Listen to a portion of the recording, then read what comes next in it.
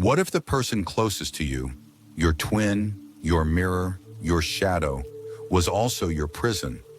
What if the only way you could ever be free was if they died? June and Jennifer Gibbons were born together, moved together, and thought together. From the outside, they looked like two ordinary girls. Dark eyes, quiet manners, soft-spoken parents. But inside their world, behind the door of their shared bedroom in Haverford, West Wales, something was happening that no one could understand. Not teachers, not doctors, not even their own family. They spoke only to each other. At first it was just fast English, whispers only the other could follow. Then it morphed, syllables twisted, rhythm quickened, until it became a private language, completely unintelligible. It was more than words. They moved as one, ate the same bite at the same time, blinked at once. If one leaned left, the other followed. If one sat still, so did the other. They mirrored each other like glass. By age 10, they'd stopped talking to everyone else. Their parents tried everything: therapy, speech lessons, even sending them to different schools. But when they were apart, they froze, literally. One would curl up in bed for hours unmoving. The other would stare into space like a doll left on a shelf. When brought back together, they would instantly lock eyes, wordless, breathing in sync. They were called the silent twins, and that silence became their shield. But inside the silence, a storm was growing. As teenagers, June and Jennifer stopped trying to fit in. They wrote constantly: journals, short stories, disturbing novels. Stories of boys killing their parents, girls falling under mind control, characters burning down houses for fun. Pages and pages filled with obsession, jealousy, power.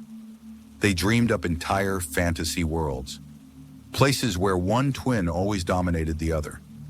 Jennifer's stories were darker. Her writing was laced with death. June's work hinted at escape, breaking free from something unseen. They started stealing, small things at first: candy, hairpins, lipstick. Then came breaking windows, lighting fires. At 18, they set fire to a tractor shop and watched it burn from across the street, laughing. That's when they were caught.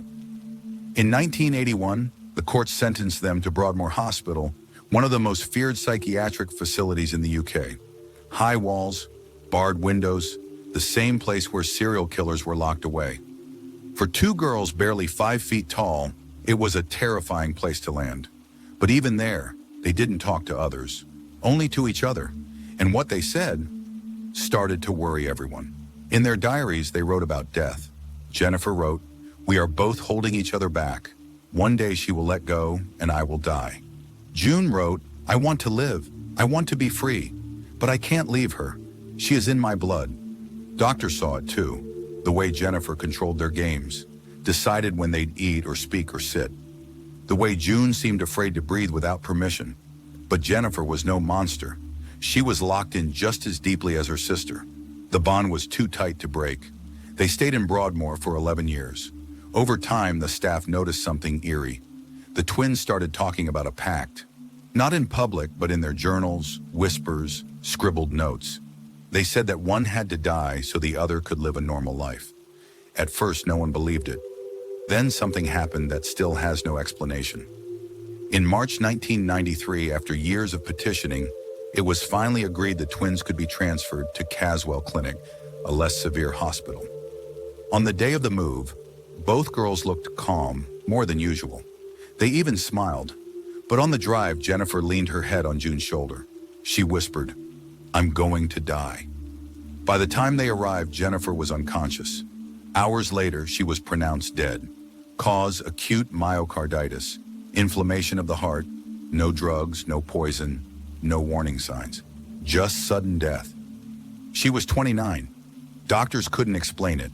Her heart just stopped. And the moment Jennifer died, June changed. She started talking to nurses, then to doctors, then to journalists, full sentences, clear thoughts. For the first time in her life, she was speaking like any other adult woman. She cried, but she also said something no one could forget. We had a pact. We said if one dies, the other must speak and live normally. The silence had been broken. After Jennifer's death, June was alone for the first time in her life. and the world waited to see what would happen. Would she collapse without her other half, fade away like a ghost, or would she finally become her own person? At first, even the doctors were confused. Just hours after Jennifer died, June started speaking in a calm, steady voice. Not whispers, not fragments, full, clear sentences. She greeted the nurses. She asked questions. She said thank you. For someone who had barely spoken to anyone in decades, it felt like watching a prisoner walk out of a cell and into the light.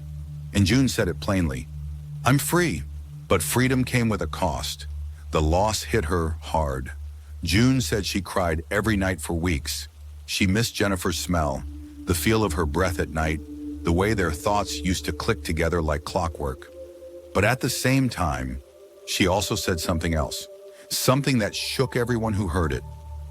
I feel like I've been released, she told a journalist, like I've stepped out of a shadow that was too big to escape from. In the months that followed, June adjusted to life without her twin. Slowly, quietly, but surely. She moved into a small home in West Wales, under supervision at first, then eventually on her own. She got a job at a local shop. She cooked for herself. She smiled more. It wasn't dramatic. It wasn't some fairy tale transformation. But it was real. People asked her why she thought Jennifer died. Why that day? Why that moment? June never gave a straight answer. But in her eyes, you could see the weight of it. She didn't need to explain. The truth wasn't medical, wasn't logical. It was somewhere deeper, stranger, impossible to prove. Jennifer believed she had to die, and she did. Some experts said it was psychosomatic, that Jennifer's mind was so consumed with the idea of death that her body followed through.